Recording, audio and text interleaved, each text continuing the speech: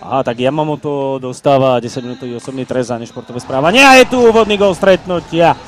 Tvrdá strela od modrej čiary, prekonaný golman Dayton Rasmussen.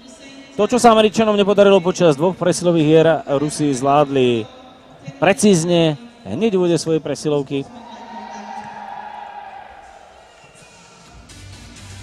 Tvrdá strela a zdá Nikitu Popugajeva.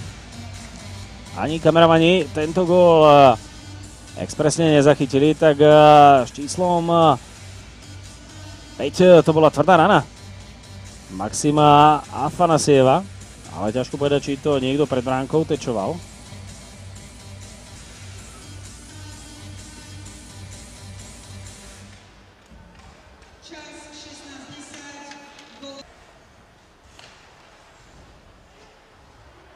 So šťastím teraz udržal puk aspoň nakrátko Artur Kajumov, za 5 však už nedokázal presnejšie prihrať. A je tu ešte záverečná americká príležitosť. Poslaný puk pred bránkovisko, je to gól! Tak dôraz pred bránou a chyba Vladislava Sukačova, tak sme ho prechválili, pretože tento gól ide rozhodne na jeho vrub. Tá strela išla spoza bránkovej čiary a Sukačov si zrejme puk zrazil sám betónmi za svoj chrbát. Vyrovnané 1-1, 14 sekúnd pred koncom prvej tretiny. Zatiahol puk do pásma hráč číslo 18, tak bol tam ešte zrejme nejaký ten odraz od Korčule. Zrejme doskali aj Američania. Casey Mittelstadt a po ňom Harper zrejme bol tým hráčom. Ešte tam situáciu istil autora gólu. Môžeme sa pozrieť na tento pohľad.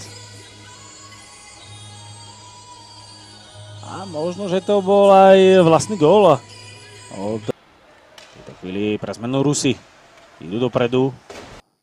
Tvrdá, ale nepresná strela z hokejky Danila Veriajeva. Na druhej strane príležitosť Američanov. Bude sa vylučovať možno aj trestné strieľanie.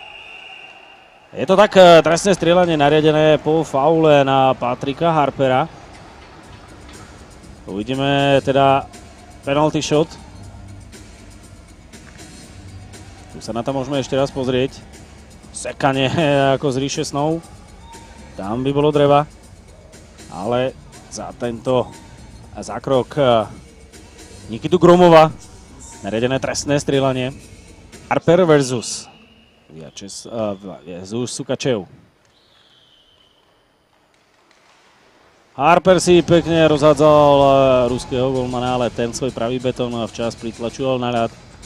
A tak vystáva v platnosti stav 1-1, tak ako na konci prvej tretiny. Tu ešte raz Patrick Harper, ktorý skúsil blafák na forehand, ale nedokázal zdvihnúť puk, respektíve zasunúť puk po podstat. Odišiel striedať a tak akciu teraz ťahá Timmy Gettinger.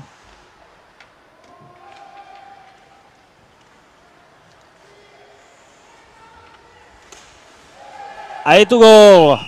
Alebo to bude... Nie, bol to faul, alebo gól. Predsa, čo sa tu udialo?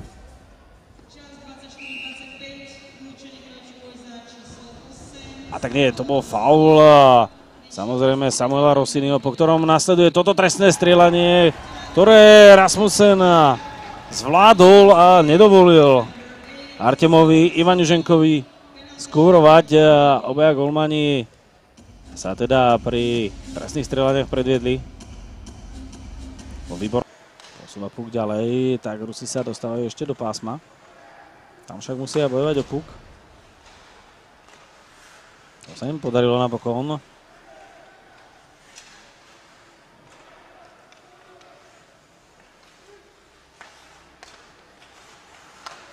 Malá kombinácia, gól, nádherná ruská akcia.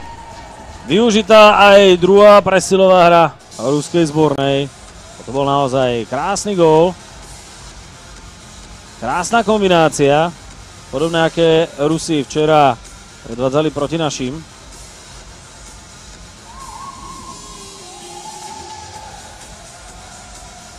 Krásne si odkorčuroval hráč číslo 18. Autor gólu Igor Geraskin od svojho protivníka. 8-25-18, to je os, po ktorej padol tento gól a opäť tam možno bola piková okejka. Michal Meščeriakov a gól bude pripísaný Igorovi Geraskinovi.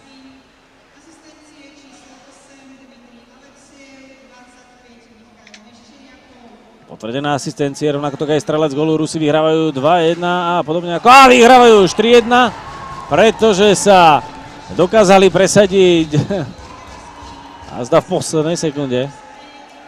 Veľká radosť z ruskej zbornej. Nikita Popugajov bol na radovej ploche, rovnako ako aj Igor Švírev. Kamera si všíma Nikitu Popugajeva. Uvidíme, kto že ten puk zobral. Nikita Popugajev, autorom 3. ruského gólu. No a tento gól ide pre zmenu rozhodne návrhu. Pri puku v tejto chvíli Radik Akhmetgaliev, ktorý posunul puk ďalej, ten sa k nemu vrátil.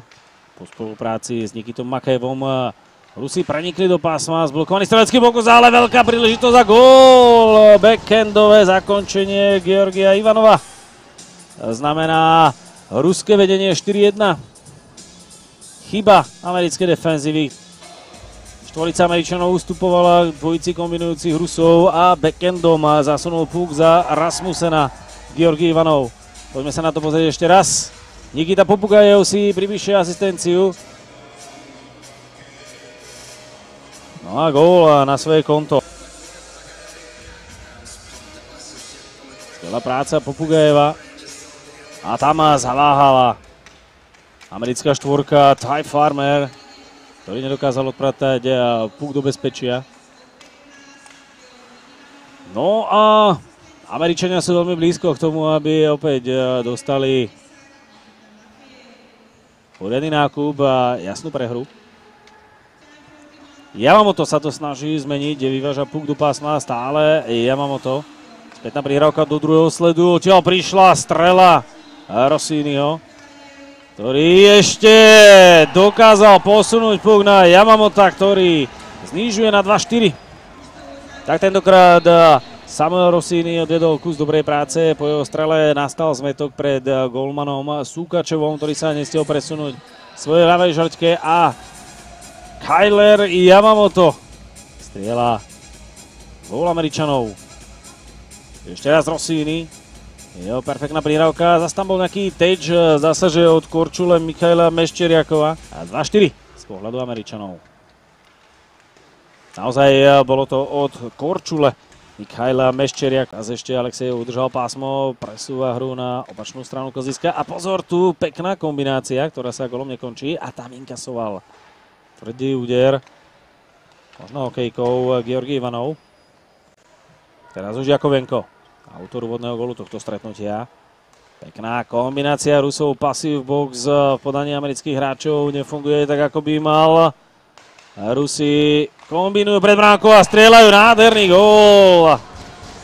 2-5. Z trestnej lavice sa vracia Benjamin Lone, ktorý sa prizeral nádhernej kombinácii Rusov, ktorí rozobrali teraz Američanov ako súčiastky dovezené z Vietnamu. Tak poďme sa pozrieť na to, ako sa zrodil 5. gól Rusov.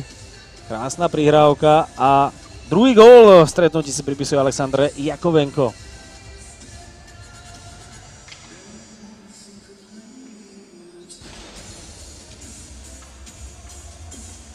Jakovenko zblízka.